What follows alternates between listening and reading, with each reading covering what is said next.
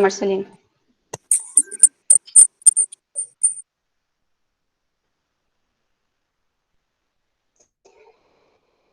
Boa noite, então, pessoal. Hoje, dia 17 de setembro, estamos aqui para a defesa de estágio do curso de agronomia. É a primeira vez que nós vamos ter defesas de modo virtual, né? Em função dessa pandemia que está nos obrigando a realizar as atividades de maneira remota, né? Trabalhando das nossas casas.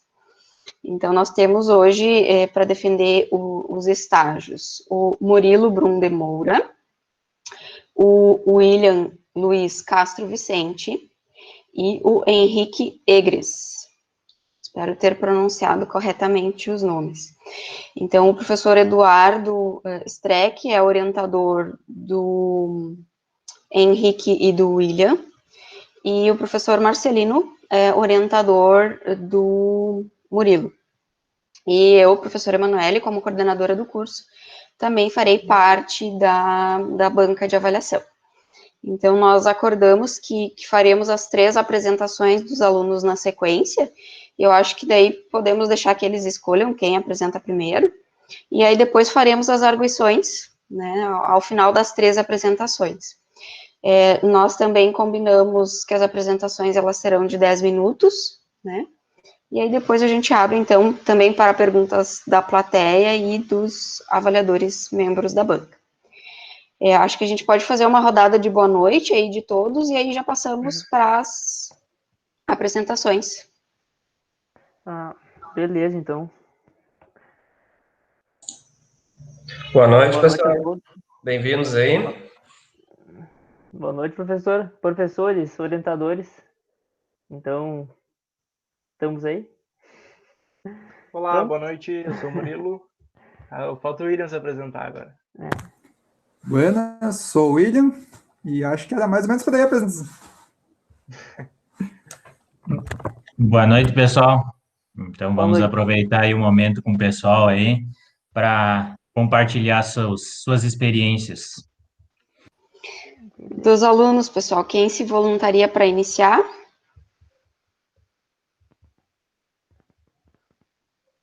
Ordem alfabética, então. Não briguem. Tranquilo. Pode ser, Murilo, então? Tá. Para mim, tanto faz. Tá, então, Murilo... Pode ser? Murilo, Henrique e William. Nessa ordem, pode ser, pessoal? Por mim, fechou. Quando um aluno encerra a apresentação, o outro já pode começar na sequência, tá bem? Me deem um ok aí quando vocês estiverem vendo minha tela, porque eu não sei. Tá aparecendo, pode deixar. Se tiver algum problema, eu te aviso. Tá, ok. Posso iniciar, então? Pode. Então tá. Olá, boa noite. Eu sou o Murilo, como já foi apresentado. E hoje eu vim fazer a minha defesa de estágio do curso, então, de bacharelado em agronomia. Meu orientador é o professor Marcelino João Quinó. Eu venho primeiro situar a gente em nível de Brasil e Rio Grande do Sul em produção de grãos.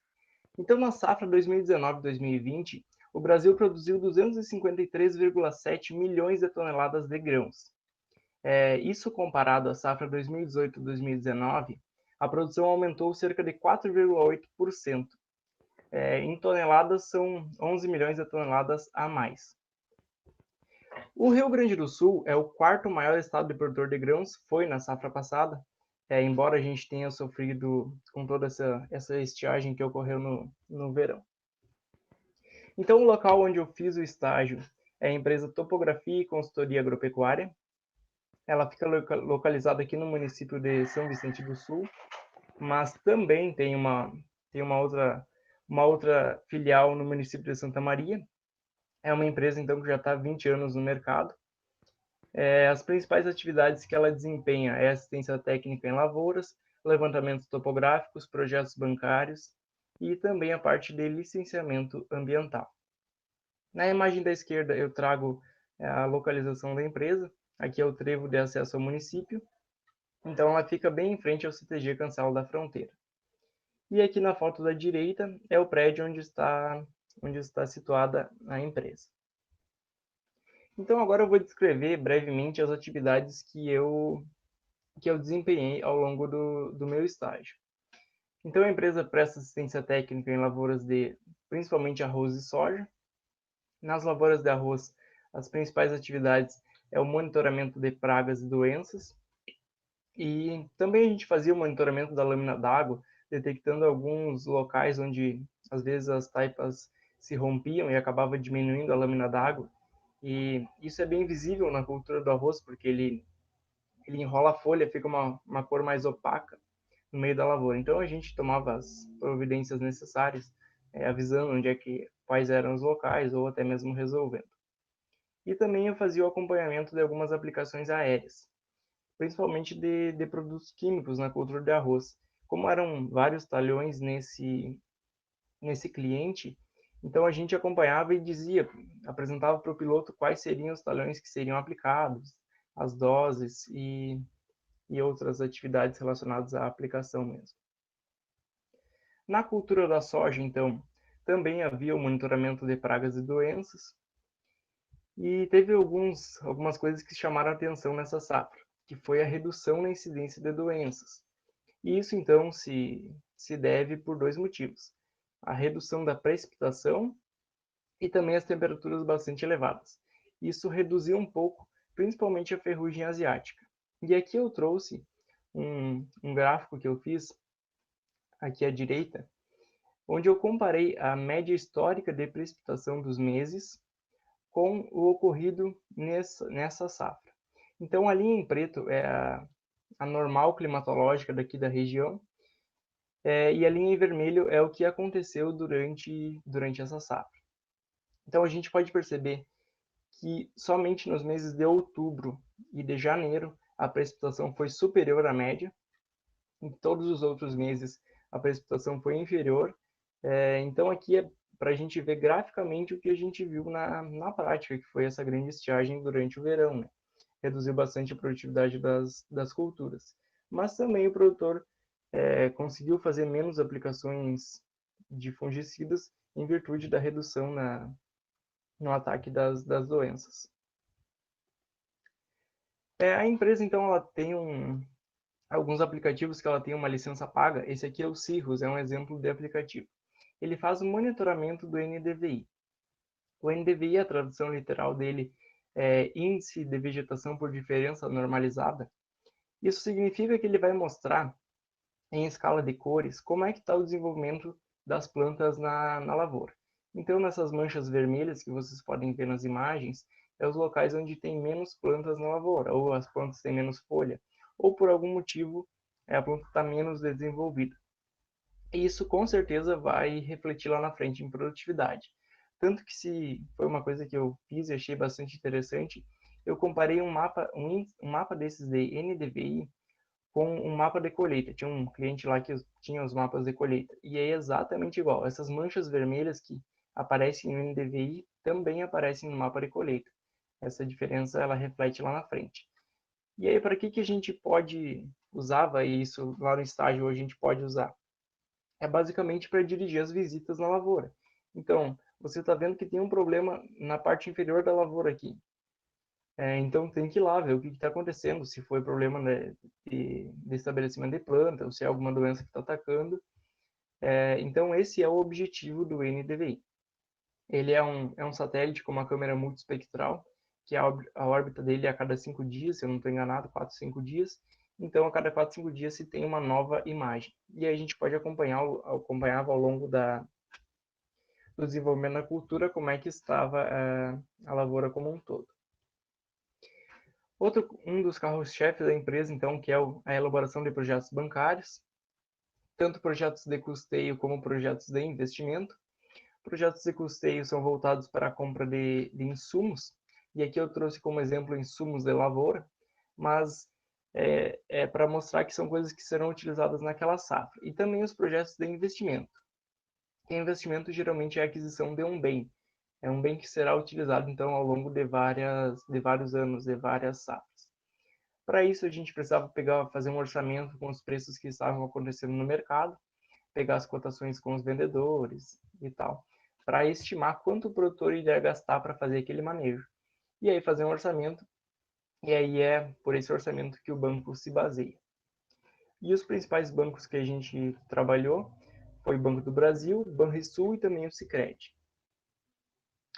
Outra atividade que a empresa desempenha bastante é levantamento topográfico. Aqui eu trouxe as imagens de um georreferenciamento que eu acompanhei. Na imagem bem da esquerda vocês podem ver um marco de concreto. Então, em cada um dos vértices das áreas que eram mensuradas para ser feito o georreferenciamento, é colocado um marco desses de concreto, que é para demarcar fisicamente onde que é a divisa. Aqui na imagem central eu trouxe os receptores de GPS utilizados. Então, na imagem da esquerda é o receptor fixo, e na imagem da direita, vocês podem ver que ele está lá em cima, no topo da árvore. A gente estava pegando uns pontos dentro do mato, então tem que levantar ele acima da vegetação para pegar o rádio. E basicamente os dois recebem o sinal de GPS ao mesmo tempo, e aí o que está fixo lá, ele corrige o sinal e envia por rádio por esse que é móvel. E aí na imagem bem da direita a gente estava fazendo um levantamento onde a divisa era por água, então nesse caso não é necessário colocar aqueles marcos de concreto, porque a divisa continua sendo por água. Uma outra atividade que também a gente fez bastante foi coleta de solo. Então a empresa está trabalhando fazendo projetos de agricultura de precisão. Esse é o mesmo aplicativo que eu mostrei do NDVI. Então, primeiramente é feito um grid com os pontos onde serão coletados. Então, para isso, primeiro é demarcada a lavoura e estabelecido o grid. Cada ponto representa de 1 a 1,5 hectares de área. E aí, para fazer as coletas, a gente usava uma parafusadeira elétrica e também esse instrumento aqui, que é o coletor de solo. E para cada uma dessas amostras, a gente fazia 12 subamostras, num raio de cerca de 10, 15 metros, até 20, dependendo de como era a uniformidade do terreno.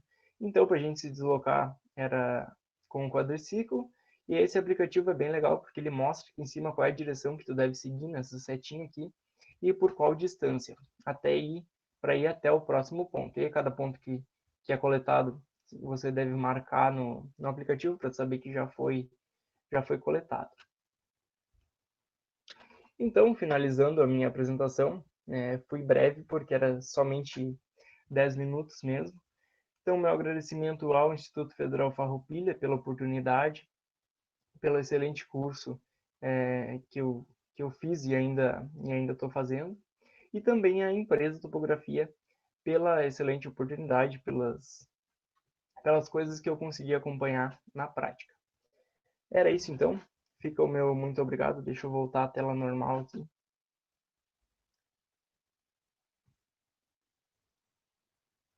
Me ouviram? Okay. Sim, ouvimos sim, Murilo. Ótimo. Obrigada. Não, eu teria te avisado, sem dúvida. Tá bom. Obrigada por enquanto pela tua fala, né? Já fica aí no aguardo para as arguições e perguntas depois, enquanto o Henrique vai compartilhando a tela dele já, Henrique. O pessoal que está assistindo e que depois gostaria de fazer perguntas, pode inclusive colocando elas no chat, se quiser, direcionando para cada um dos alunos que está apresentando o estágio, que aí depois eu posso ler as perguntas, caso vocês não queiram fazer elas verbalmente, tá bem, pessoal? Então, Henrique, tá abrindo, deu, já abriu. Deu? Tá, beleza, então. Posso iniciar? Sim, pode começar. Tá, beleza. Então, pessoal, boa noite.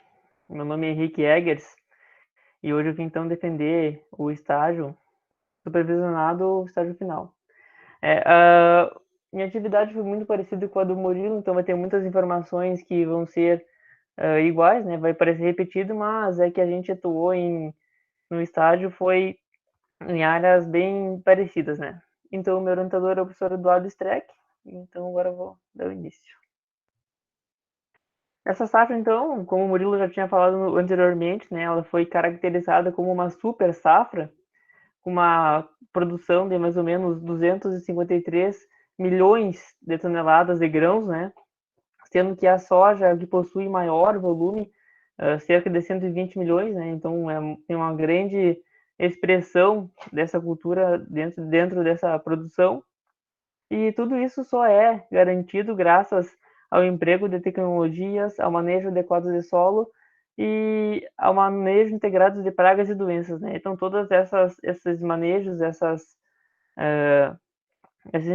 esses cuidados, né, que a gente tem na lavoura, que possibilita, então, o Brasil ser destaque, né, nessa produção mundial, né? Esse ano, então, o Brasil foi classificado como o primeiro produtor de soja, o primeiro maior produtor de soja do mundo, né?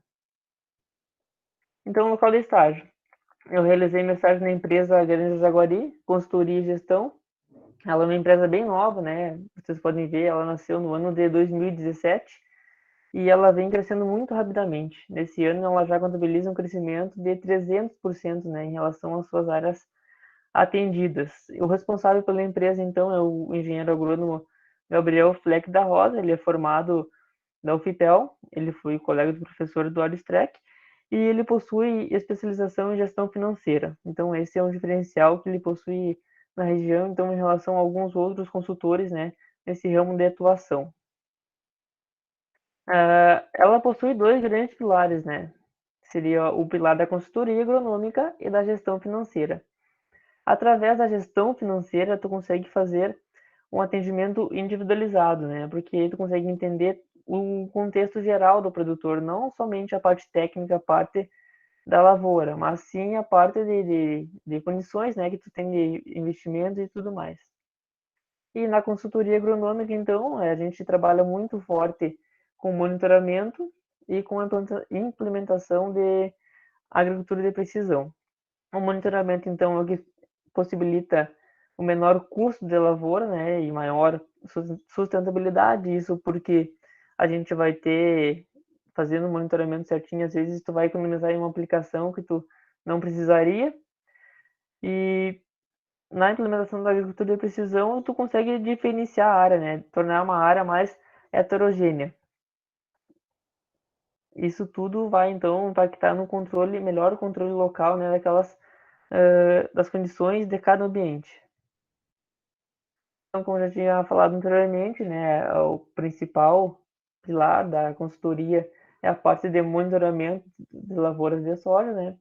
A gente tinha, a cada 10 hectares de todas as áreas dos clientes, né, a gente tinha a instalação de uma bandeirinha. Essa bandeirinha, então, a gente fazia a contagem de plantas, né, densidade populacional, e aí, durante todo o desenvolvimento da cultura, a gente iria nesses pontos, né, fazer um monitoramento. A gente pegava esses pontos no GPS, né, e aí depois a gente conseguia retornar exatamente nos locais para fazer essa coleta de dados, né. E aliado a isso, a gente trabalhava também com imagem NDVI, como o Murilo já tinha falado também no trabalho dele, que é o que possibilita, então, a gente ter o melhor controle local, né? E aí conseguir entender de forma visual como é que, de forma mais simples também, né? Como é que uma lavoura está respondendo. E aí a gente pode ver aqui nesse mapa que vocês estão vendo aqui, essas regiões vermelhas que tem maior dano, né? Ou seja, tem menor índice de vegetação. E aí, certamente, quando a gente se direcionava a esses locais, né, quando chegava em alguma área, alguma lavoura, era problemas de compactação de solo ou plantas com uma mancha de solo mais arenosa. Então, nesse aspecto, então, que é muito importante a gente trabalhar com esses softwares voltados à agricultura de precisão. Outra coisa que a gente fazia bastante também seria reuniões com produtores. Aqui parece que a gente está num churrasco, né? Mas isso não é. Na verdade, teve churrasco, né? Mas foi uma reunião com os produtores. Quem tirou a foto até foi o produtor. E aí a gente ia essas reuniões aconteciam tanto na lavoura, às vezes o pessoal também ia lá no escritório, né? Que é em Jaguari. Então, dependendo do local, das condições, a gente trabalhava com esses produtores e aí a gente tratava de assuntos como manejo de lavoura, se estava bom, se estava ruim, o que poderia fazer para melhorar, questão de chuva, né, tudo. Então, eram as reuniões que nos direcionavam, então, o que a gente poderia fazer. E outra coisa importante também, que a gente foi feito nessa safra, foi a condução do experimento. A gente fazia, o Gabriel, que é o engenheiro agrônomo responsável pela empresa, ele tem bastante forte essa questão de testar antes de implantar qualquer manejo, né, de desenvolvimento da cultura, para implementar, né, a mudança de algum manejo.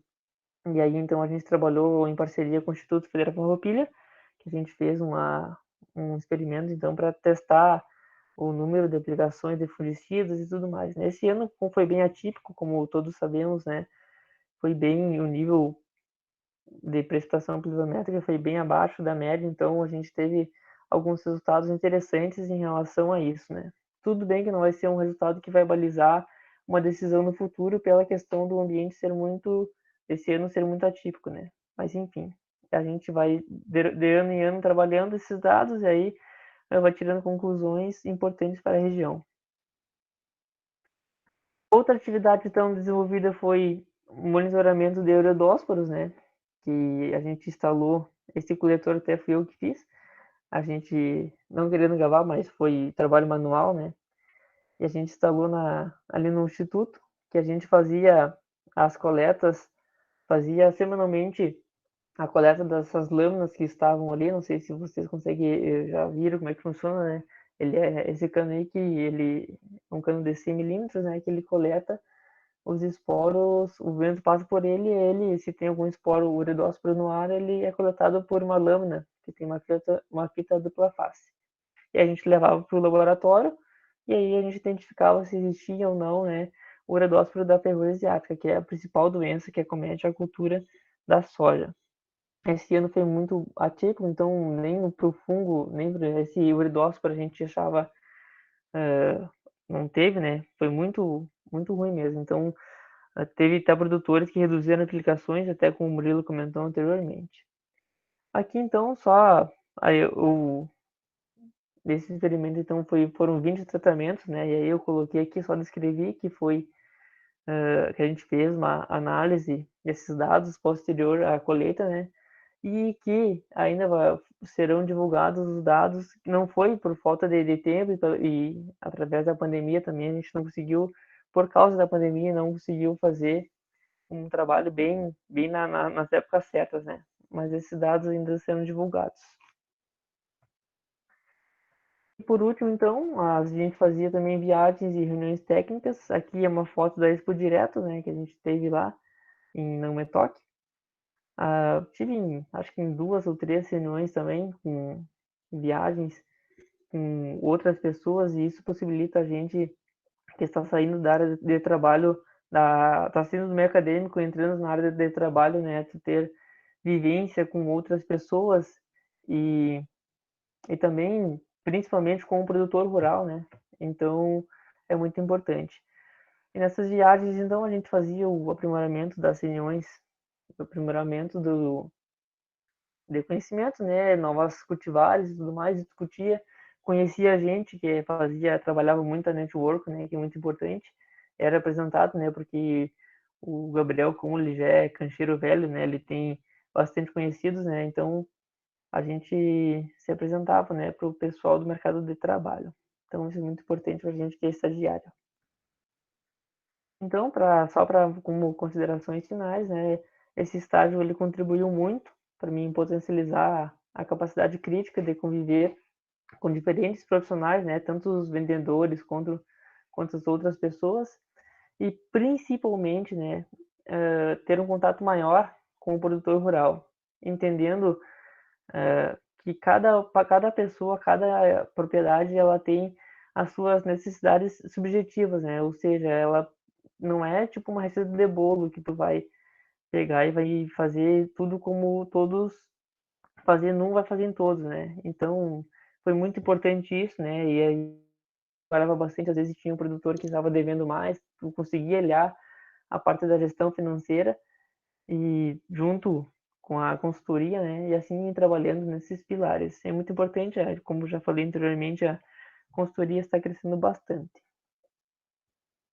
Algumas referências que eu usei para escrever o meu relatório, e gostaria de agradecer então ao Instituto Federal Farroupilha, então, pela formação excelente, né, e que é muito reconhecida na região, ao meu orientador, Eduardo Streck, que deve ter ficado de cabelo branco de tanto que eu incomodei ele, e a empresa Jaguari também, que é representada pelo Gabriel Black, né. Então aqui só uma fotinha para agradecer e eu acho que era isso. Muito bem, obrigada, Henrique. Na sequência, então, o William faz a sua apresentação e aí depois a gente passa para as arguições.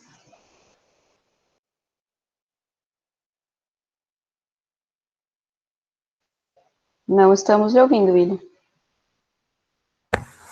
Eu vou ter que tirar o fone aqui, porque senão eu tenho um retorno demais. Se ficar ruim, só me avisem, fazendo favor. Não, tá bem tranquilo. Só coloca em tela cheia a tua apresentação. Como, professor? Coloca em tela cheia a tua apresentação. Ah, sim, eu vou colocar agora.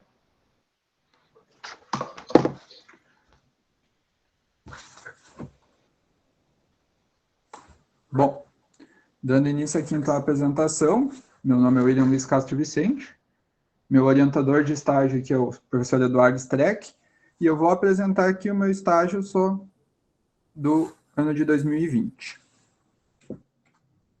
Ué. Aí. Então, o estágio foi realizado na safra 19/20, né? Eu vou aproveitar aqui a fala do Henrique, que muitas coisas vai ser parecida tanto com o trabalho dele quanto com o trabalho do Murilo, da defesa deles, porque a área de atuação é bem parecida. Então, boa parte vai ser algumas coisas até meio iguais. Durante o estágio, eu trabalhei, então, principalmente com as culturas da soja e do arroz irrigado, e, infelizmente, eu não pude acompanhar a parte de plantio ou colheita, por causa das aulas. Eu fiz o estágio bem nas férias, então foi bem curto esse espaço. Os principais itens trabalhados aqui foram regulagens de maquinário e MIP para controles e acompanhamento e realização de laudos para crédito agrícola. Obrigado, motoqueiro. Então, aqui uma apresentação da empresa. A CAP, no caso, né, Projetos Agropecuários Limitada, foi fundada dia 24 de julho de 2000. Ela é uma empresa de pequeno porte, que tem sede administrativa no município de São Vicente do Sul. Ela atende a região de São Vicente do Sul, Jaguari, Cacequi, Mata, atualmente, mas já acompanhou uma região maior. Já chegou a atender Alegrete, Uruguaiana, São Borja, da época que prestava trabalhos de sistematização de solo para lavouras, principalmente de arroz. Agora, como ela tem focado bastante na parte de assessoria, consultoria e projetos, ela reduziu a área para conseguir ter um melhor atendimento. Então, sobre a parte de desenvolvimento do estágio, basicamente acompanhamento de lavouras, nessa primeira parte que eu vou citar, ela presta assistência durante todo o ano, todo o ciclo da lavoura, numa propriedade em Cacequi. As demais propriedades são por meio do crédito agrícola, dos projetos. Então, não é o ciclo fechado com tomada de decisões, vamos dizer assim, tal qual é nessa lavoura, nessa propriedade. Toda a parte, desde coleta até colheita, é prestada pela empresa. As atividades na cultura da soja, então, basicamente, manejo integrado de pragas e doenças. Como a gente sabe, foi um ano safra com incidência de seca, então, querendo ou não, para a soja isso é um fator ruim, por causa da necessidade hídrica, mas contribui para um espaçamento entre as aplicações. E em algumas das áreas conseguiu-se até ter a parte de redução de uma das aplicações.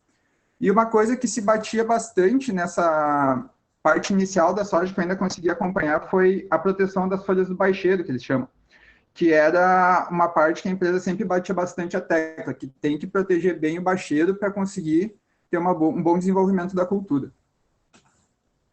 Na parte de arroz, então, quando eu cheguei, as lavouras já estavam inundadas, grande maioria. Um talhão só que eu consegui ver a entrada d'água, acompanhar essa parte, que foi onde eu vi acompanhamento da capina, que eles chamam, e proteção contra a bicheira da raiz.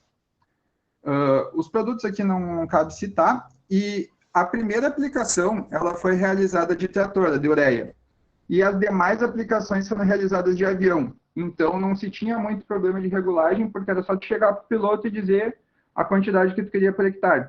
E um talhão dessa lavoura, a gente teve incidência de lagarta, que o aguador não nos avisou, até a gente tomou um susto, porque um dia de manhã, numa das recorridas, a gente foi lá, deixa eu até botar a foto aqui, e essa foto da esquerda, como vocês podem ver, ela foi um leve passar de mão na parte de cima, na parte superior da lavoura, e já começou a ter esse ataque severo. Então, a gente ficou meio que assustado na hora, mas tomamos a decisão, aplicamos, chamamos o avião para aplicar e já foi bem tranquilo de resolver. E agora, falando um pouco sobre a parte de elaboração de laudos, basicamente é da parte de ida à propriedade, acompanhamento da lavoura, conversa com o produtor e anotar o que o produtor falava, no caso, né, eu comentava. Infelizmente, eu não consegui acompanhar a parte de cadastro dos produtores, porque, como eu disse, foi um período bem curto e bem reduzido, vamos dizer assim, para esse acompanhamento. As principais empresas de crédito aqui são Banrisul, Banco do Brasil e Cooperativa de Crédito Sicredi, o Murilo já tinha falado disso também, e basicamente o que eu precisava me ater nessa parte de laudos era o preenchimento. As primeiras vezes, óbvio, eu fiz com técnico, depois eu fui ganhando mais liberdade, e eu entregava o laudo pronto para ele assinar e eu poder levar na agência. E isso se repete para todos os laudos que tinham que serem feitos, né? Laudos, são 4 laudos. Então, era mais ou menos por aí. Como conclusão, então, eu pude ver a importância de um bom planejamento de uma lavoura, principalmente com os clientes novos que chegaram na parte de crédito, vamos dizer assim, por causa que foi um ano que houve necessidade de seguro, bastante uso de seguro agrícola. Então, eles precisavam ter as notas todas batendo, e muitos deles, como é que eu posso dizer assim, usavam uma carga, por exemplo, de um vizinho que ia comprar, e daí pediam para comprar um pouco mais, vinha a nota no nome do vizinho, daí se fosse bater no seguro já não conseguia. Então, tinha muito produtor que ainda não tinha bem trabalhado essa parte de planejamentos. Essa parte de olhar crítico sobre o cenário agrícola, eu pude notar que realmente quase nada são flores, vamos dizer assim, na vida. A maioria das vezes tu precisa estar prestando atenção em muita coisa para definir o que tu vai fazer. Porque um exemplo são, por exemplo, tecnologias que estão vindo por aí, por exemplo, para a Vise, que eu tenho medo de alguns produtores terem sede dessas tecnologias, mas não quererem saber como é a maneira correta de usar. Então, esse olhar crítico ele é bem importante hoje em dia no cenário. E a necessidade de uma constante renovação do conhecimento, que a gente sabe que sempre tem algo desconhecido que a gente vai enfrentar. A agronomia não é uma ciência exata, né? Nunca 2 mais 2 é 4. Sempre a gente vai ter alguma variável a ser alterada. Então, a gente tem que estar sempre em constante conhecimento, aí, buscando constante conhecimento, quer dizer, desculpa.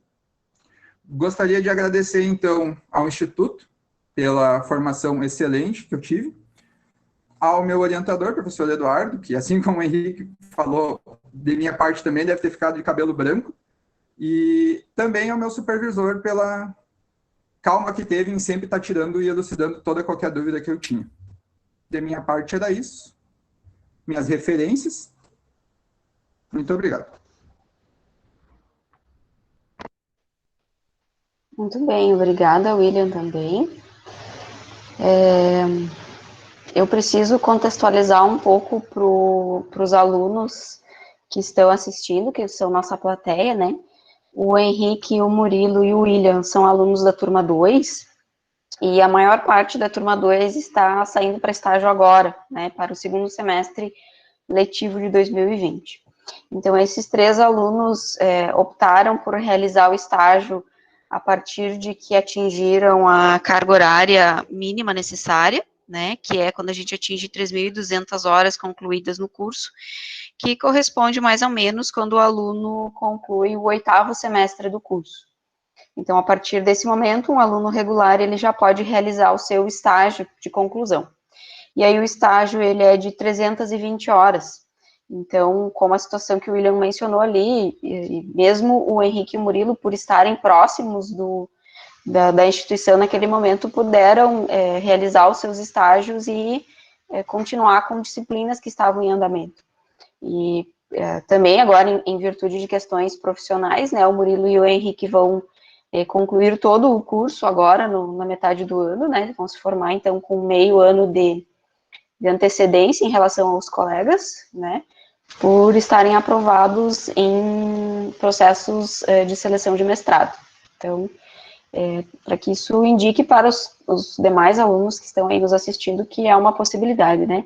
E eles fizeram isso sem adiantar disciplinas ao longo do curso, apenas com a realização do estágio um pouco mais cedo, tá?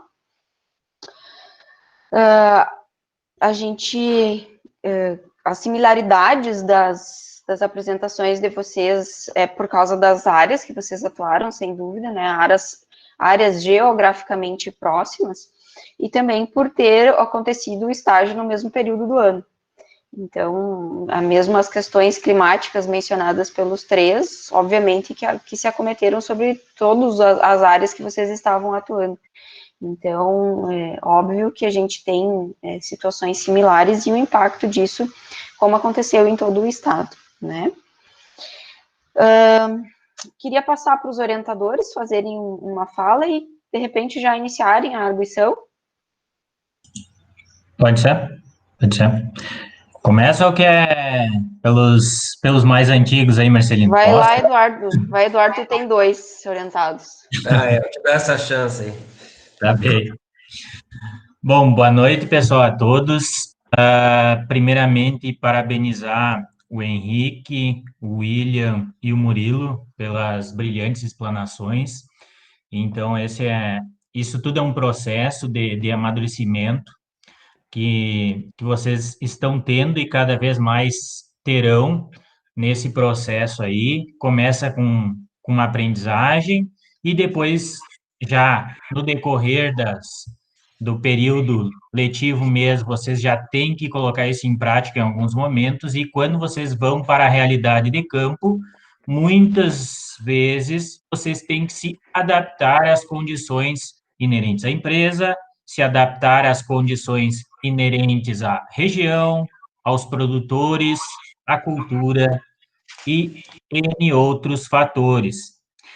Então, vocês, só para fazer um apanhado, tudo muito parecido, mas em linhas gerais, vou citar alguns fatores que eles evidenciaram que são fundamentais hoje na agricultura, no cenário nacional em geral, que é o quê? Vocês viram eles falando de agricultura de precisão ou ter ferramentas, vamos dizer assim, que facilitem as atividades inerentes à empresa.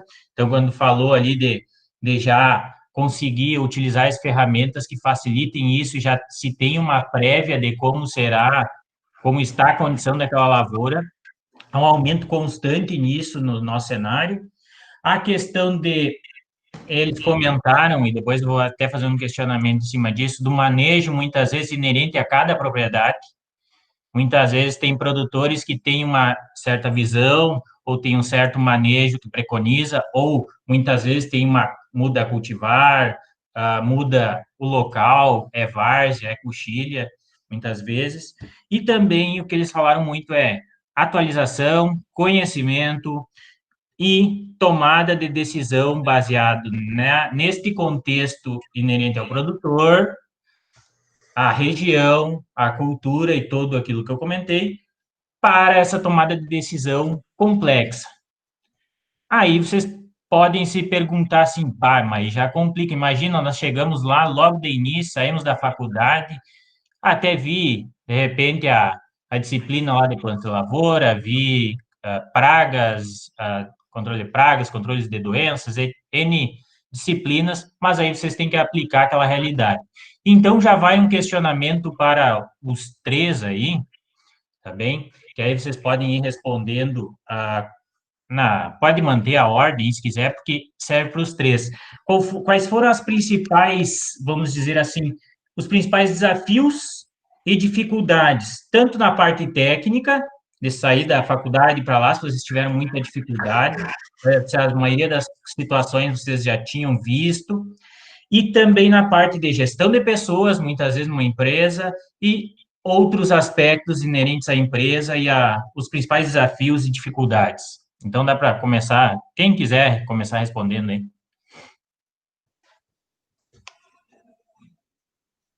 Murilo, que foi primeiro, então segue a ordem. Não, assim, ó, uma das coisas que eu percebi bastante, vou dar um exemplo que fica mais fácil da gente compreender. Por exemplo, a calagem do solo. A gente aprendeu lá em fertilidade que existem vários métodos de se fazer a calagem. E aí, por exemplo, eu fui recomendar para um produtor e eu fiquei me perguntando, tá, mas qual método que eu vou usar para recomendar a calagem do solo? Peraí, a gente tem o método SMP, tem a saturação de bases e tem aquele outro que a gente usa no Cerrado que eu não me recordo o nome agora. Tá, mas e aí qual desses métodos eu vou utilizar? Na dúvida, eu recomendei, fiz uma planilha gigante, recomendei pelos 3 métodos, né? Aí, depois de ter feito isso, eu fui conversar com o Clairton, que é um dos engenheiros agrônomos responsáveis, né? E aí eu percebi que, assim, ó, não é tão técnica essa decisão. A gente tem que levar muito em consideração o produtor. Qual é a situação que ele se encaixa? Quanto que ele está disposto a investir em calagem do solo, por exemplo? Será que ele vai mesmo usar o método mais fantástico que eu recomendei? Não. Ele vai, talvez até olhe os 3 métodos e vai dizer, não, mas espera aí, vamos aplicar mais ou menos tanto. Até mesmo porque muitas vezes ele não vai ter uma máquina perfeita que vai colocar todos aqueles números depois da vírgula que a minha planilha calculou. Com certeza não é por aí. A gente tem que ter bastante bom senso nas decisões. Não é somente o conhecimento técnico que a gente vê lá, ele é importante, sem dúvida, é ele que dá esses parâmetros para a gente, mas tem que levar em consideração também todo o bom senso, como é que está a propriedade dessa pessoa, será que calagem é a primeira coisa que ele tem que investir, de repente ele tem que melhorar outras coisas? Então, a gente tem que levar em consideração muitas outras coisas além dos critérios técnicos, antes de se fazer uma recomendação para o produtor. É exatamente isso, né? Aí ele bate naquele entrave de não ter uma receita de bolo, né? Porque é muito subjetivo, às vezes, as condições que cada produtor tem, né? Tanto a nível de financeiro, quanto a nível de maquinário, quanto a nível de realidade, né? Muitas vezes, às vezes o cara tem 100 hectares, mas é 100 hectares que é uma areia, né? Outro tem lá 100 hectares que é bem mais proveitoso, né? Então, tratar esses produtores de forma única, né? Eu acho que esse foi um grande aprendizado que eu tive no meu estágio. Garanto também que os guris também tiveram essa percepção. Até pegando um gancho da função da calagem, em conversa com um dos produtores que a gente teve, eu ainda escutei aquela velha história dos agricultores mais antigos que, é bobagem, não precisa. Então, tipo, eu senti isso um leve baque, sabe? Porque, querendo ou não, na faculdade a gente é acostumado a pegar e ver qual é a necessidade e dizer, tem que fazer isso aqui e pronto, aplicar tanto para calagem. E tu chegar e escutar, isso aí é bobagem, não precisa dar um baque na primeira vez que tu escuta, assim, até tu acostumar. Então, eu senti bastante que ainda falta o que mudar nessa mentalidade de alguns produtores. Claro, não todos, né? Tem uma questão cultural, né? Que é muito importante, que às vezes limita muita coisa, né? A função do gauchão, né? Exatamente. Então,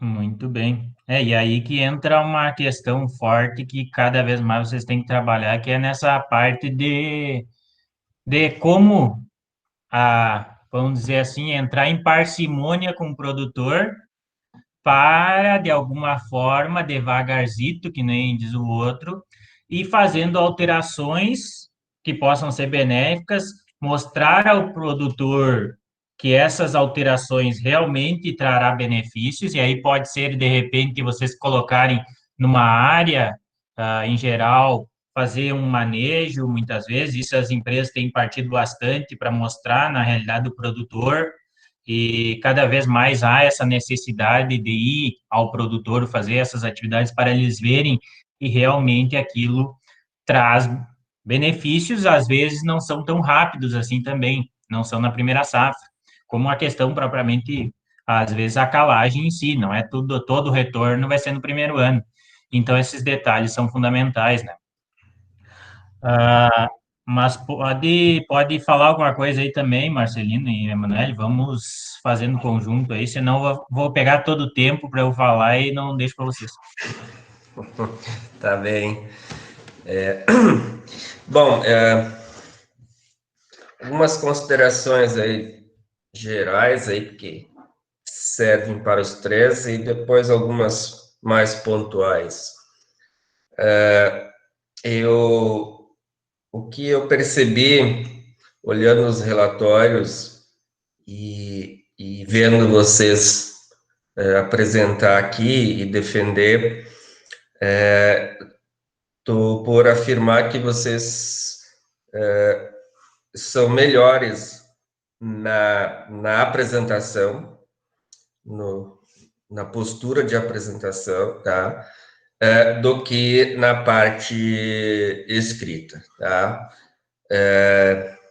Então, acho que, sim, vocês estão seguros naquilo que vocês fizeram, vocês estão seguros, tanto que vocês demonstraram isso agora, tá? Mas o relatório, ele está de nível técnico. Se vocês olharem os relatórios, está de nível técnico. Mas eu também não sei muito bem qual é a função real de um relatório bem elaborado. Se ele é para servir para alguma coisa ou se ele é para só cumprir um requisito de regulamento do PPC.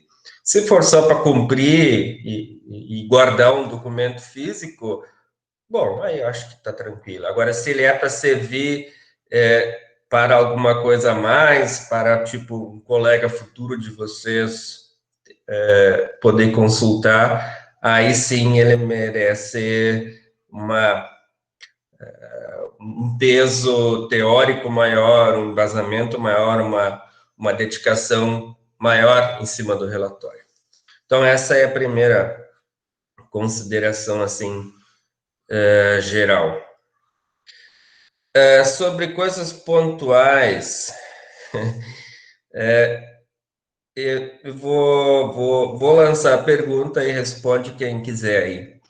A gente está vivendo um cenário agora, pós-estágio de vocês, que é um cenário agrícola meio louco, meio doido, de alta de preços, de alta de tudo, não é só de preços, é alta de insumos, é alta de combustíveis, e isso não é normal. Não é normal, se vocês olharem os dados históricos, isso não é normal. Eu queria que vocês, assim, desse a percepção de vocês, o que justifica esse cenário atual e o que isso pode, como um produtor hoje pode se beneficiar desse cenário em que a gente está com renda em alta, uma procura por expansão de área de soja em função disso, e também não esquecendo que também tem uma previsão de laninha, tá? Então, o que vocês enxergam no agronegócio nesse cenário aí? Primeira coisa que a gente pode começar é de onde se origina isso. A alta no dólar. Tá, mas a alta do dólar é a desvalorização do real. Basicamente, a economia brasileira está em baixa. Isso é fato. Tanto que se a gente comparar o preço o preço da saca de soja lá de Chicago, que é em dólares por bushel, não teve alteração quase. A alteração se dá no preço justamente pela desvalorização do real. Isso é fato. E aí, junto com isso, subindo o preço da commodity, sobe todos os preços dos insumos que são usados para produzir essa commodity. Infelizmente, os insumos me parecem que eles são ponderados pelo preço da commodity e não pelo custo de fabricação deles. E isso não deixa a gente nem um pouco contente, porque tem aquela falsa imagem que agora o produtor vai se dar muito bem, mas não, subiu tudo, todos os produtos, subiu o diesel, subiu o adubo. Então, para o produtor, simplesmente, na minha percepção, parece que aumentou os zeros na conta. Não vi vantagem ainda. Deixo para os guris complementarem agora. Isso que o Murilo falou é bem visível, principalmente no setor orizícola, que a disparada que teve dos preços do arroz ali, a gente vê o produtor bem confiante para querer voltar a plantar os que tinham reduzido, ou começar de novo os que tinham parado, vamos dizer assim. E a gente sabe que, na real, o preço do insumo disparou também, subiu. Então, essa falsa ilusão de que tá R$100, por exemplo, o preço do arroz, é meramente ilustrativo, vamos dizer assim, não condiz com a realidade, por causa do preço dos insumos em si. É exatamente isso. Somente concordo com os guris. Já falaram tudo que acho que meu ponto de vista meio geral em relação a isso. Não, que bom, acho que essa é a leitura mesmo do cenário. Aí você vê aí o governo brasileiro importando álcool, etanol, do milho americano, né?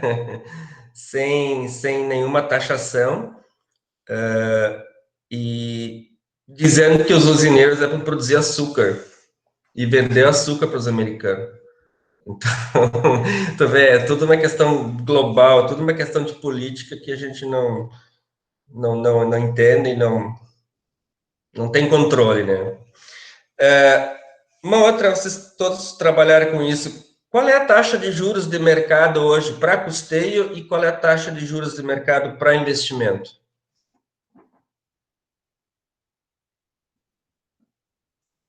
Depende um pouco da linha de crédito a ser usada na parte de investimento.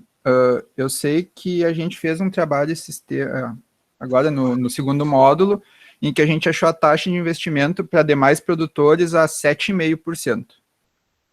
E a de custeio eu não vou lembrar de cabeça para lhe falar agora, professor, mas não foge muito disso. Eu sei que elas deram uma reduzida, mas continua aquela função ilusória, né?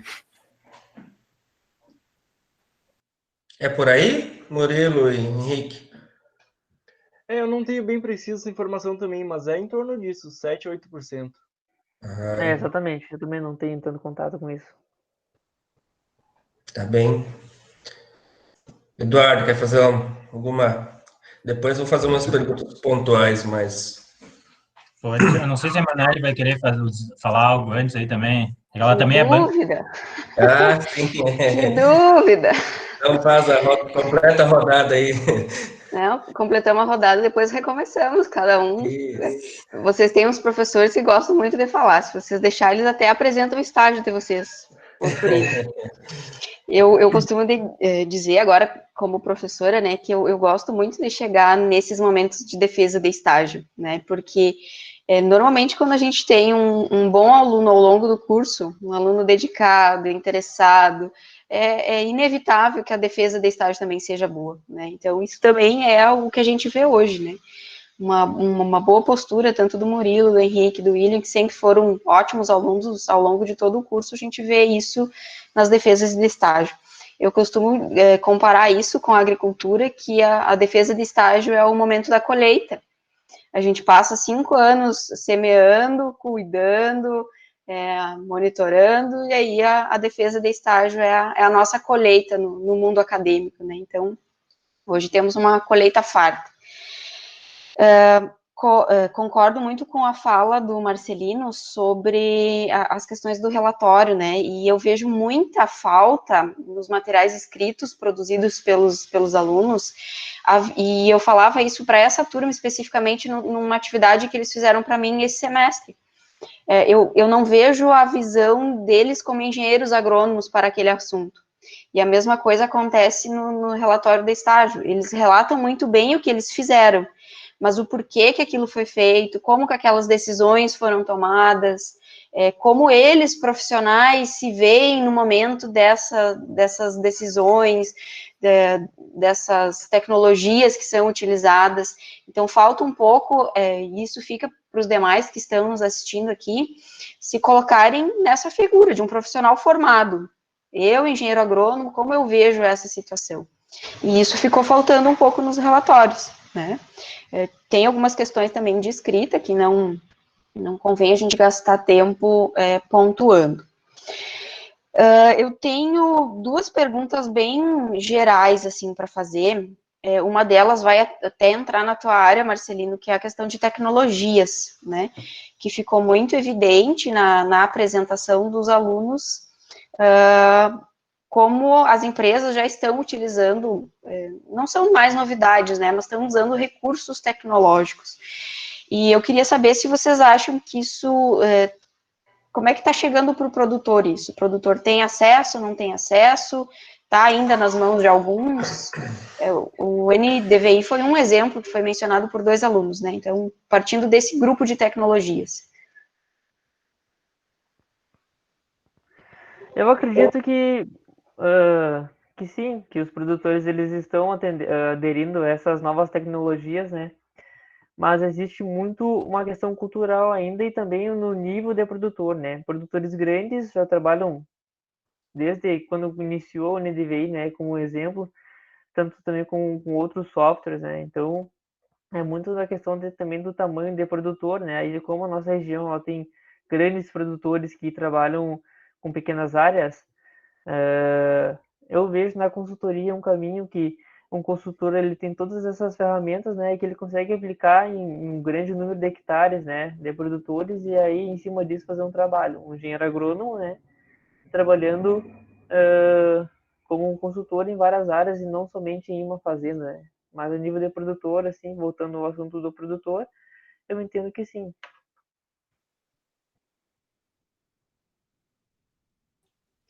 Assim, ó, essas tecnologias, eu dei o exemplo do NDVI e mostrei um aplicativo que a empresa paga uma licença. Mas, por exemplo, no meu caso, eu uso o NDVI e tem vários aplicativos gratuitos que fazem isso. A gente consegue fazer pelo smartphone ou até mesmo baixar a imagem do satélite, processar ela no QGIS, tudo isso é possível. Talvez não seja tão financeiro quanto exija mais conhecimento técnico fazer essas atividades. Então, talvez muitas vezes não se encaixa ao produtor fazer isso. Geralmente ele está sempre atarefado com outras coisas. Então, por isso que a gente vê a consultoria sempre bem-vinda, porque vai ser um centro de convergência de informação. Todas as informações vão chegar ali. E aí essa pessoa vai conseguir mostrar para o produtor qual seria a melhor decisão, qual seria o melhor caminho que ele deveria seguir, porque essa pessoa teria todo esse conhecimento técnico e conseguiria ponderar essas decisões. Então, na minha percepção, acho que, por enquanto, ainda é na consultoria, mas os produtores também, muitos já estão bem à frente, já estão usando eles mesmos usam isso e eles conseguem ter suas próprias conclusões. Eu acho que a minha complementação é que, embora sejam tecnologias, como o Murilo falou, que partam da parte da assessoria e tal, inicialmente, agora vamos dizer, eu vejo que, vamos brincar que eu estou na parte de baixo da pirâmide aqui com as partes de produtores menores, e neles a gente ainda vê uma relutância quanto a esse assunto, mesmo que tu diga que vai ser tudo com a gente, a assessoria, a consultoria vai prestar todo esse trabalho, e a diferença de monetária, vamos dizer assim, que é o que impacta o produtor, vai ser pouca. Tem ainda bastante produtor pequeno que é relutante com esses tipos de tecnologias. Então, tem produtor que ainda a gente tem que conseguir ir lá e tirar uma análise de solo, mesmo que seja na enxada e com facão, na pá com facão, quer dizer, e um balde, e às vezes eles ainda são relutantes para a gente fazer isso e dar uma recomendação de adubação, alguns deles, os menores, vamos dizer assim, né? Conforme vai crescendo o tamanho da área do produtor vai sendo maior, ele vai ficando mais fácil essa aceitação, vamos dizer assim. Deixa eu só fazer um comentário. Eu vejo um pouco com cautela e preocupação essa adoção tecnológica. Primeiro, a adoção tecnológica, a evolução tecnológica, ela ocorre em paralelo, independente da adoção ou não. Então, ela está aqui e ela ocorre. O produtor não tem como fugir, ele vai ser refém de toda a tecnologia. Então, ele é refém. Ou ele morre com isso, ou ele usa e se beneficia. Tá? Então, ele não tem, porque ele vai comprar um trator novo, ele está todo tecnológico, ele está todo automatizado. Então, ele tem a opção, ou usa, ou não usa essa tecnologia. Paga, ela está, entendeu? E existe uma defasagem muito grande entre o nível técnico do produtor, o cara que efetivamente vai operar uma máquina e o nível tecnológico do desenvolvimento da máquina. Então, isso é uma defasagem grande. Eu não sei como se resolve isso, é uma dificuldade, porque as máquinas hoje, as novas, todas elas fazem mapa de produtividade. Você ainda tem um produtor que não acredita em calagem, e se a máquina que está colhendo para ele faz um mapa de produtividade. Então, ele não sabe nem o que fazer com esse mapa, entendeu? Para quem não acredita em calagem, que vai acreditar no mapa de produtividade? Para quê? Entendeu? Então, assim, o que isso vai acabar acontecendo? Vai fazer uma seleção mais restritiva ainda, entendeu? Ou seja, novamente a gente vai excluir o produtor pouco marginalizado em relação ao conhecimento técnico, a gente vai estar excluindo ele do processo e vai beneficiar de novo as empresas grandes que vão ter sua equipe de agrônomos, sua equipe de economistas. Um economista numa propriedade rural vai ser tão importante quanto um agrônomo, entendeu? Então, assim, não tem escapatória, tá? E como isso vai se dar, como o produtor eu tenho um irmão que, só por um exemplo, que ele é um pequeno produtor, mas ele trabalha em nível de cultura familiar, então ele trabalha, ele faz todo o trabalho. Ele não consegue tirar nem 50% dos recursos tecnológicos que as máquinas dele têm. Ele não sabe. Ele sabe fazer o serviço dele, mas ele não tira o potencial que está incorporado na máquina. E assim vai ser, assim está cheio de exemplos. Eu acho que foram falas muito importantes, começando pela questão que o Murilo fala, né, que o problema não é financeiro, né, o problema, na maioria das vezes, é de conhecimento, e aí a gente vê a importância da extensão rural, né, como que esse profissional que detém o conhecimento está levando essas informações. E aí isso vem exatamente de encontro a essa outra pergunta que eu queria fazer, geral, que a gente vê nas falas de vocês como as empresas têm como seu carro-chefe, como até foi mencionado por algum de vocês, a realização dos projetos bancários. E a gente sabe que isso é por questão financeira, porque é o que dá mais lucro para a empresa. Então, como que vocês veem essa gangorra entre assistência técnica, visando contribuir para o produtor, e assistência técnica que visa os interesses da empresa apenas?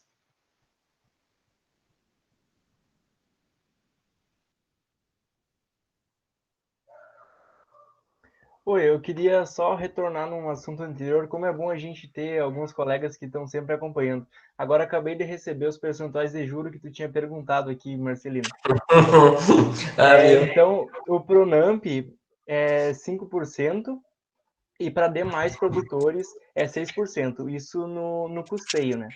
E aí no investimento gira em torno de 6 a 7,5%. E aí o Pronaf que baixa bastante o juro, né? Que vai de 2,75% até 4%. Então, Sim. valeu, Renan. Obrigado aí.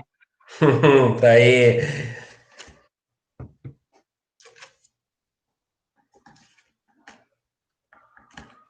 Podem seguir na minha pergunta.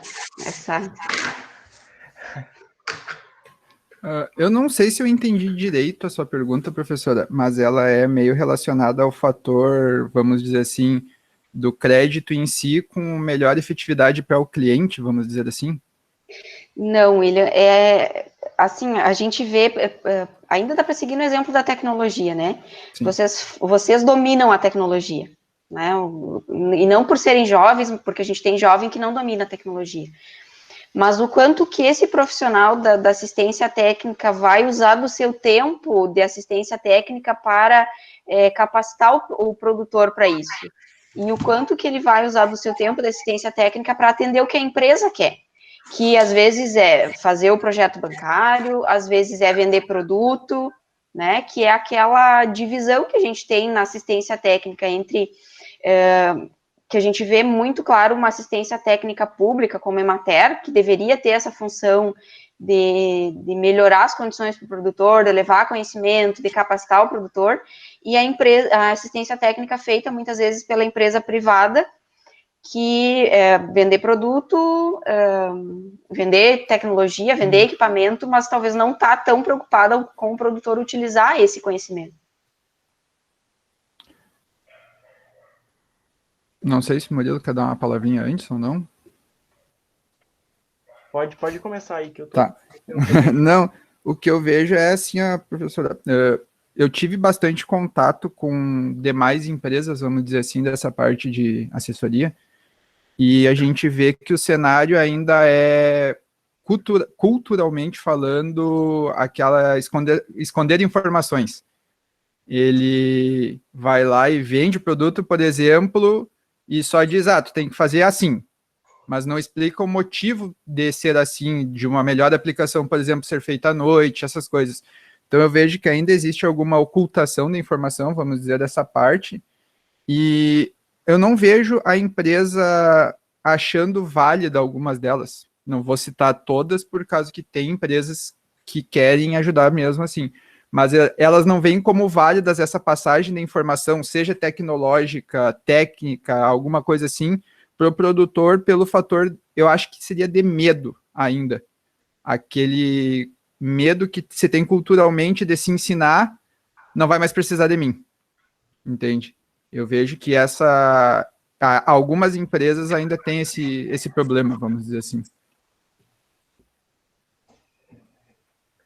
Ao meu ver, assim, pelo menos, me parece que está se separando a empresa que vende insumo, por exemplo, da empresa que presta consultoria e assessoria ao produtor. Me parece que elas estão se separando justamente por esse motivo. Porque antes se tinha aquela impressão de que a empresa que recomenda o produto é a mesma empresa que vende este produto. E aí isso parece que entra naquele looping de cada vez se recomendar comprar mais na própria empresa. Então não é o caso. Por exemplo, na topografia onde eu fiz estágio, não se vende produto, se vende serviço. É única e exclusivamente o serviço. E aí, tanto era prestado a assessoria e consultoria, quanto os projetos bancários. E os projetos bancários também, eles podem ser com assistência técnica ou sem. Isso tudo é decisão do próprio produtor. É ele quem decide, por exemplo, se ele vai fazer um custeio, se ele vai fazer um investimento ou não. Da mesma forma, se ele vai contratar o serviço de assessoria ou não. Essa gestão financeira mais dentro do produtor, assim, não é feita, sabe? A decisão cabe a ele mesmo. No meu caso, da topografia. É bem isso que o Murilo falou anteriormente, né? Tem diversos modos de atuação, né? E tem essa questão de estar dividindo, né? De a parte comercial estar um pouco fugindo da parte mais técnica, né? E que muitas vezes os produtores estão preferindo ter pessoas que trabalham somente com a parte de venda de serviços, né? E não venda de um produto.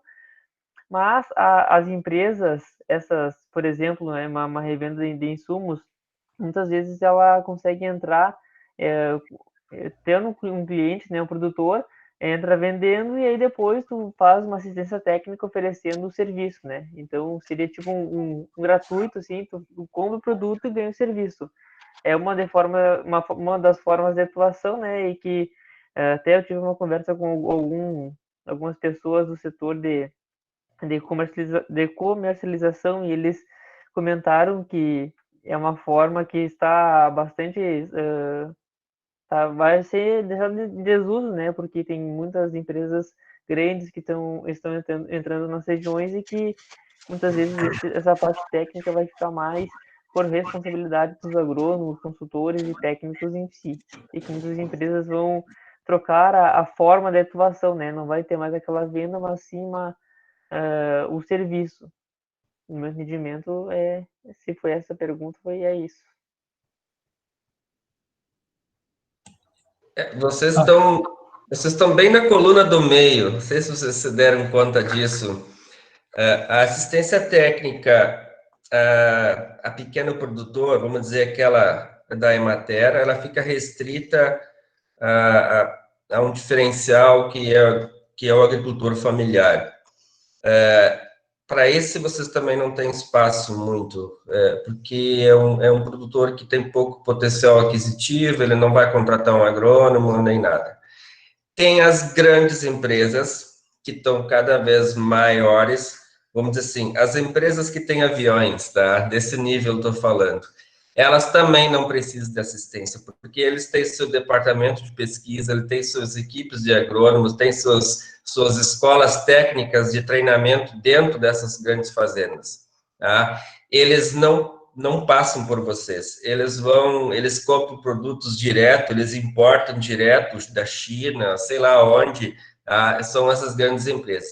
E vocês estão no núcleo do meio ali, que é o médio produtor, que é o acima da agricultura familiar e o abaixo do grande. E é ali que esse produtor é um produtor que muitas vezes ele não é um agrônomo, ele mesmo não é agrônomo, mas ele também não vai muito atrás da assistência técnica, ele não vai muito atrás da formação dele, e é ali que vocês vão atuar, nessa coluna do meio, tá? Então, e aí vocês vão prestar o serviço vender o serviço que vocês têm, que na verdade vocês vão vender o conhecimento, né? Então é bom se dar conta em que fatia do mercado vocês estão localizados. Só uma complementação nesse sentido, para ter, assim, até uma análise, já que estamos fazendo bastante análises em geral, tem esse lado ainda forte da questão da dificuldade quando nós trabalhamos com a questão da venda. E a maioria dos profissionais que estão aqui, nós estamos em 23, tirando os docentes ali, nós temos bastante que vão se formar e vão sair para o mercado, e muitos vão ir para vendas. Mas eu vejo no momento, vamos voltar, não faz tanto tempo assim, quando eu saí também, estava para sair nesse mercado. Eu já vejo, num cenário meu imaginário, mas um pouquinho positivista em relação ao que já esteve em algum momento. Nós temos de um momento defasado, vamos dizer assim, dessa parte de assistência, para o momento em que virou vendas, os pacotes, em geral. Os pacotes tecnológicos que vendiam os insumos e aí o produtor se vira lá e assim vai. Mas eu vejo que até nas empresas de vendas já tem um pouquinho mais uma visão um pouco diferente já também nesse aspecto. Isso é uma visão minha em relação a isso. Eu acho que eles viram que só vender, ou muitas vezes embuchar lá para o produtor, que nem se diz, já não dá certo, porque daqui um pouco tem outra empresa que eu vou ir lá, não deu certo com essa, por mais que muitos ainda não coloquem no papel e na caneta essas informações, mas já não temos mais no cenário muitos bobos, não. Então, por mais que tenha todo esse cenário falado aí pelo pessoal, mas eu já vejo um pouquinho, alguns pontos, não muitos ainda, como eu queria ver, mas alguns pontos mais positivos em relação a isso, em relação a repassar, muitas vezes, alguns conhecimentos, mas muitas vezes estarem vinculados a vendas. Mas já tem um pouquinho mais do que já esteve, por exemplo, na minha época de formação lá. Isso é uma visão que eu tenho e tenho menos experiência do que Marcelino e os demais aí nesses aspectos, mas eu já vejo com melhores olhos um pouco isso, em geral. E aí essa é bem curta e grossa, um questionamento, falaram muito em tecnologia e tudo mais, e essa tecnologia, vocês acham que pode substituir os 20, mais ou menos os 20 agrônomos que estão se formando ou vão se formar aí? Essas tecnologias podem substituir o conhecimento humano ainda ou não?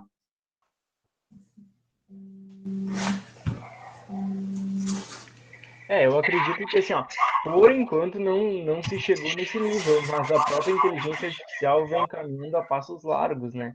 Então, talvez ela consiga ver com outros olhos, perceber uma variação de uma maneira onde não precise várias pessoas no campo, e aí uma só pessoa poderá atender mais área, mas substituir eu ainda acredito que não.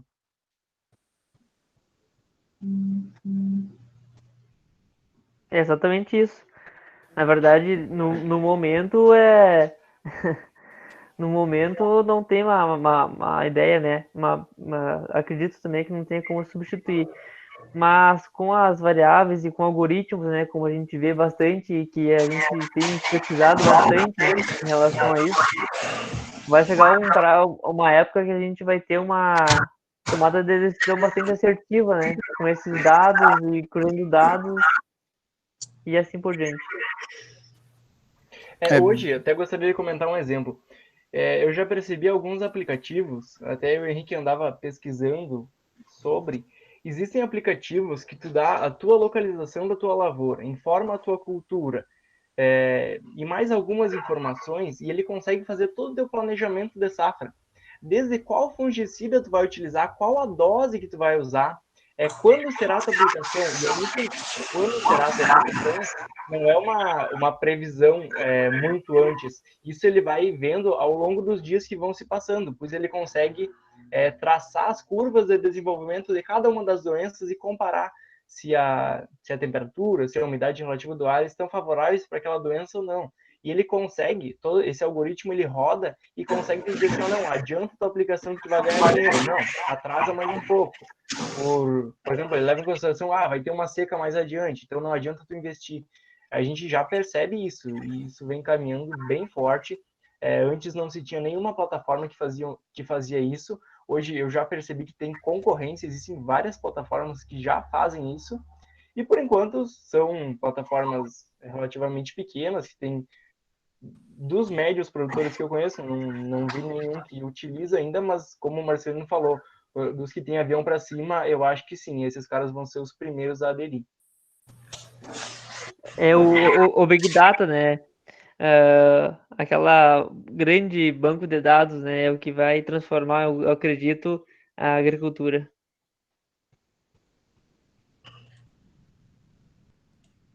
Vai falar, William?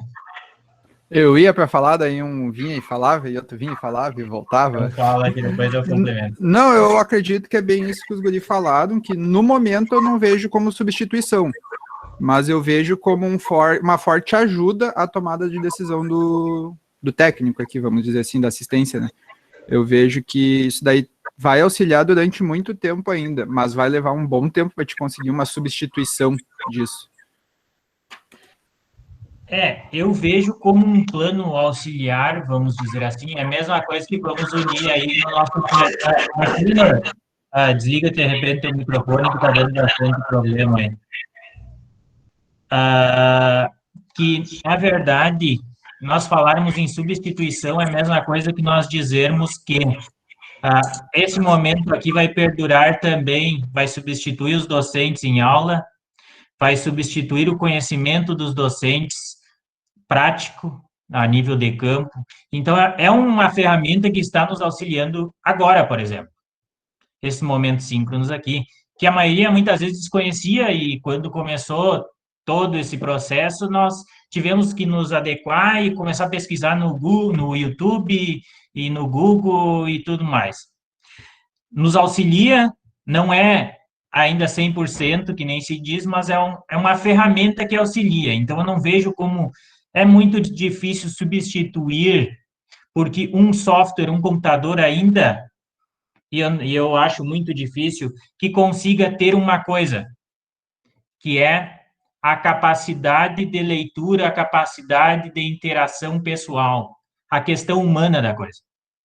E a partir do momento que nós trocamos um profissional por uma máquina, nós automaticamente nós perdemos uma parte humana da coisa. Nós perdendo isso, nós já estamos perdendo em algum momento. Então, isso ocorre. É que nem aqui, se nós, por exemplo, eu seguidamente estou dando aula, mas eu não vejo a hora de voltar ao presencial, porque aquele contato humano, aquela troca de experiências com o produtor, aquela troca de experiências com o profissional, com o mercado em si, faz diferença. Faz muita diferença.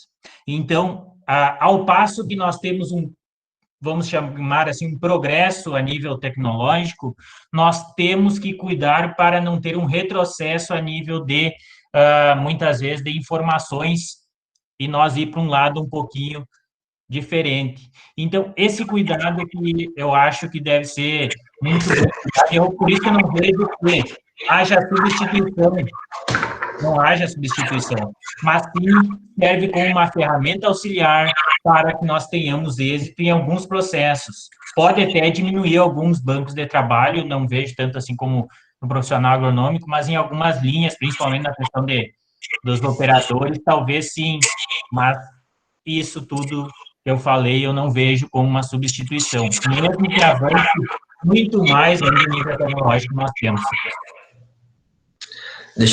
Eu gosto de provocar e eu vou botar lenha na fogueira aí. Eu acho que vai substituir, sim. Se preparem, tá? A agronomia que a gente está vendo hoje, eu acredito que 80% desse curso pode ser feito em um algoritmo. Um algoritmo pode substituir 80% do conhecimento desse curso. Então, assim, ó, vai substituir. Vocês não vão ser agrônomos como eram os agrônomos da minha época, da época do Streck. Os agrônomos vão ser digitais. Vocês praticamente não vão mais ir para a lavoura, tá? Isso vai ser automação, as máquinas vão fazer isso. Vocês vão ser agrônomos digitais. Se preparem para isso, tá? Vocês... por exemplo, assim, essa questão, porque tem a questão relativa, variáveis. Não. Todas as variáveis podem ser estudadas, previstas e pode ser montadas em cima de algoritmos, tá? Então, e outra, as plantas não têm sentimento, tá? Então, não precisa ter nenhuma relação humana entre uma agrônomo e uma planta. Calma que tem pessoal que está estudando a inteligência das plantas, Marcelino. Tem vários que estão estudando. Esse grupo eu dispenso, não faço parte desse grupo, mas para mim plantas não têm sentimento, elas não têm amor, elas não têm nada, tá? Então elas são aí, elas vão ser cultivadas para um fim, normalmente um fim econômico, né? Então, assim, se preparem que vocês não vão mais ser os agrônomos tradicionais. E para concluir, essa história da pandemia foi a melhor coisa que aconteceu até hoje, tá? Porque forçou trazer os avanços tecnológicos, acelerou esses avanços tecnológicos. Tudo que nós estamos fazendo hoje aqui, uma apresentação digital, tudo isso ia acontecer, tá? Só que ia acontecer daqui a 3, daqui a 5 anos. E forçou que acontecesse agora. Então, assim, acelerou muita coisa que ia acontecer de qualquer maneira, entendeu? Só mais para frente. Voltando, só mais um exemplo. Vocês lembram como é que eram os médicos de antigamente e como é que são os médicos de hoje? O médico... Quem era o melhor médico antigamente? Normalmente era o mais velho, né, da cidade, esse é o mais experiente, era o cara que olhava para tua cara e já dava um certo diagnóstico, não é isso? Como é que são os diagnósticos clínicos hoje? Algum médico especialista te dá algum diagnóstico sem te vasculhar por inteiro através de exames? Exames digitais, exames de imagem, ele vai te olhar por dentro antes. Não é isso que acontece? Porque os médicos de antigamente, esses que eram experientes, esses podem ser substituídos por algoritmos. Esses estão no Google.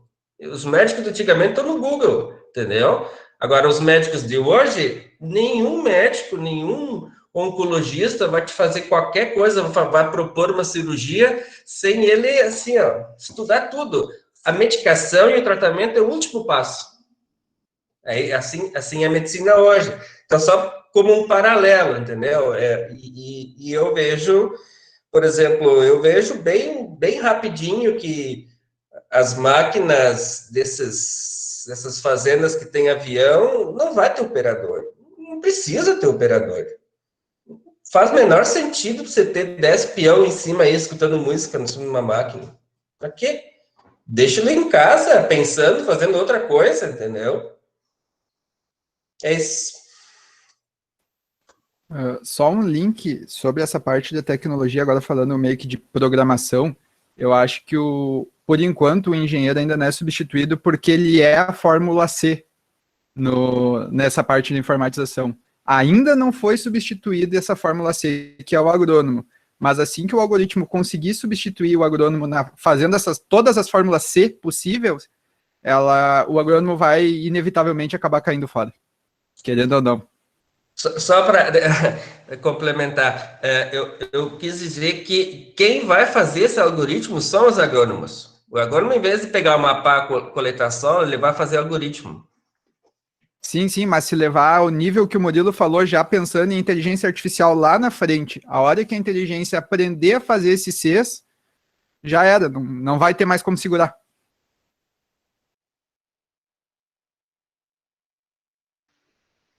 Bom, a discussão tá boa. Estão me ouvindo bem? Sim, estamos ouvindo bem. Tá. Mas aí eu vou sugerir para a gente fazer a última rodada de perguntas. O que vocês acham? Eduardo, Marcelino?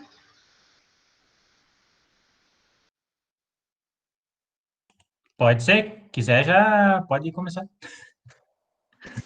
Tá bom, vou fazer só uma pergunta para o meu orientado aí. Tu mostrou uma foto lá fazendo levantamento, um gel lá. A minha dúvida é a seguinte: se a propriedade, se um limite da propriedade é um córrego, ou um riacho, um riozinho, até onde vai a propriedade? Vai na margem, vai no meio, vai na mata, até onde se considera como propriedade? Depende um pouco de qual é o nível do córrego, se é um açude ou se é. Mas nesse caso a gente estava pegando, indo pelo centro da sanga. Como era um córrego pequeno que a gente conseguia ir por dentro, isso era possível. E a respeito do limite, a gente fica se perguntando, tá, mas será que o curso de água não pode mudar? E aí o meu campo vai ficar menor do que o do vizinho? É justamente por isso que a gente faz o levantamento topográfico. No momento que tu coleta todos esses pontos, não fica um marco físico lá, mas sim na matrícula da área fica a coordenada exata dessa divisa. Então, hoje, qualquer smartphone é possível de se pegar essa coordenada e chegar lá na divisa. E ainda mais com todos os outros marcos que servem como referência, né?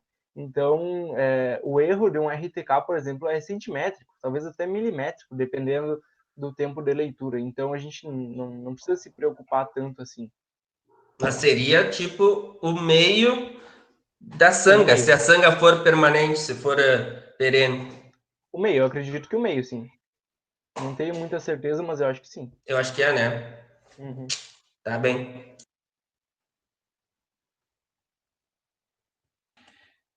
Muito bem. Já que é para ser curto e direto, podia fazer alguma para voltar no debate anterior, mas aí eu nem vou puxar nesse lado, já para não dar mais debate.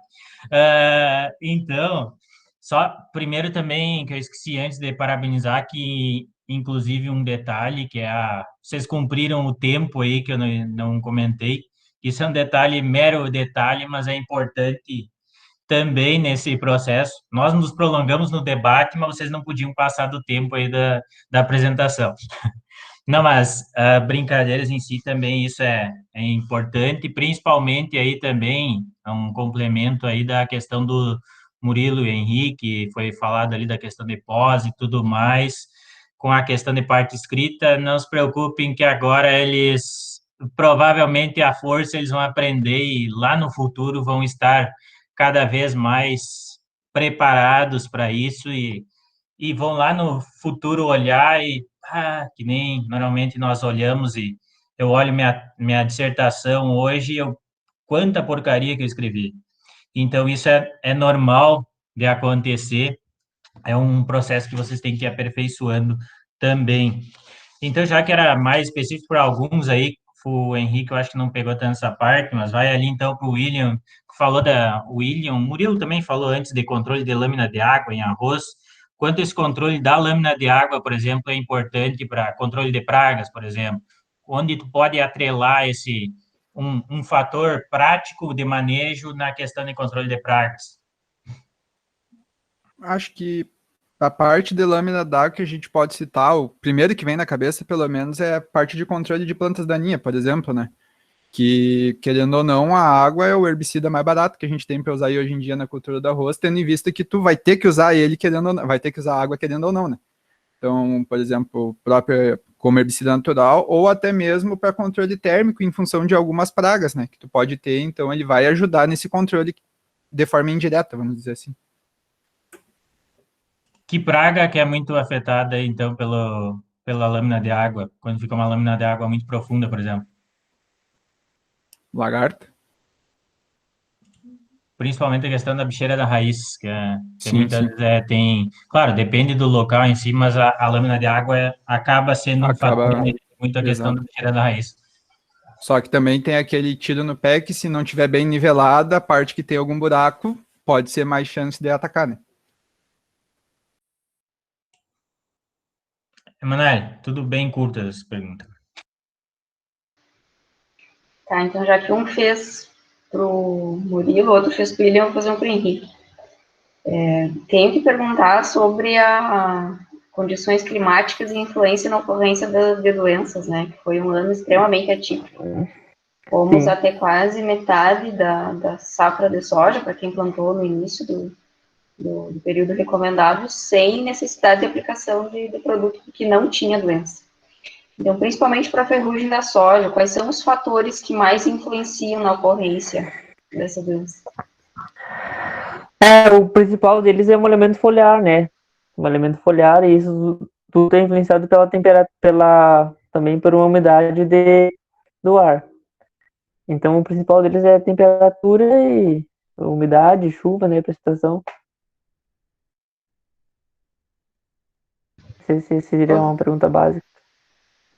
Todos eles somados vão influenciar exatamente no molhamento foliar, que é essencial para a germinação do esporo, que ocorre durante a noite para a entrada da doença. Então, se a Isso, gente não tem exatamente. umidade à noite, o esporo não germina, a doença não ocorre. Então, mesmo tendo a presença, a gente não vem a ter a doença depois, né? Uhum. Bom, eu vou parar por aqui, porque senão eu também vou noite adentro fazendo perguntas. O pessoal da plateia, só elogios, ninguém quis perguntar nada. Os demais membros da banca têm alguma pergunta que gostariam de concluir? Chega de debate por hoje. Não, 1h30 para 3 alunos, acho que tá bom. Vamos fazer assim.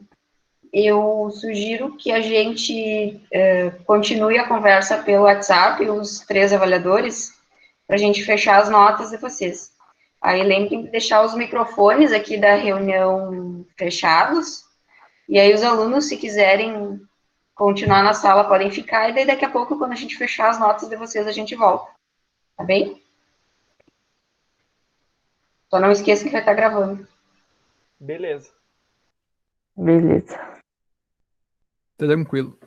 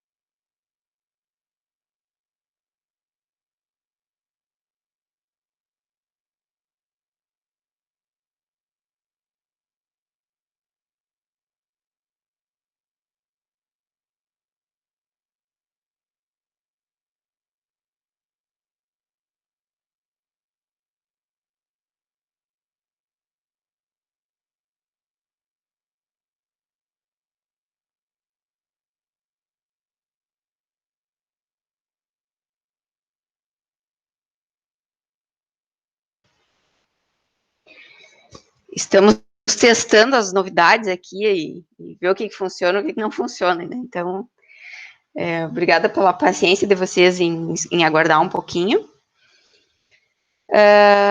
Eu não tenho uma ata para leitura, até de repente vou ter que fazer essa ata mais para frente, mas deixamos mais para frente mesmo. Então, simbolicamente, né, no dia de hoje, defenderam o estágio Murilo Bruno de Moura, William de Castro Vicente e Henrique Egres. Os 3 alunos foram aprovados, né? Então, parabéns, obtiveram êxito nessa etapa. Nós fechamos a média já de vocês aqui, se quiserem saber, a gente posso falar, se vocês quiserem saber, eu posso enviar individualmente para cada um também, se preferirem assim. Por mim, pode largar aqui mesmo. Não tem galho, pode falar. Então tá, Murilo ficou com nota final 9, e Henrique e William ficaram com nota final 8 e 8, os dois. Então, aprovados. Perfeito. Então tá, muito bem. E é isso, gente, agora vinham os abraços, a comemoração, pagar a festa. Agora eu posso ir tranquilamente comemorar meu aniversário também aprovado, então tô mais tranquilo. É hoje, William? Exatamente. Parabéns, vai ficar devendo 2 comemorações. Por que eu fui falar, então? Lascou. Vai ficar devendo. E a turma de vocês não esqueçam que vocês me devem umas quantas. Não vejo a hora de passar isso tudo só para nós pagar esse churrascaiama, tudo que você devemos. Quando terminar a pandemia, a gente vai começar com festa na segunda e não vai parar mais. Estilo cigano, não tem fim. Vai continuar sem aula. Quiser, dá para, de repente, se vão falar Então uma bobagem mais, dá para tirar a gravação agora, mano. É o que eu ia fazer, eu vou dar por encerrada essa sessão de defesa, então, e com isso eu encerro a gravação.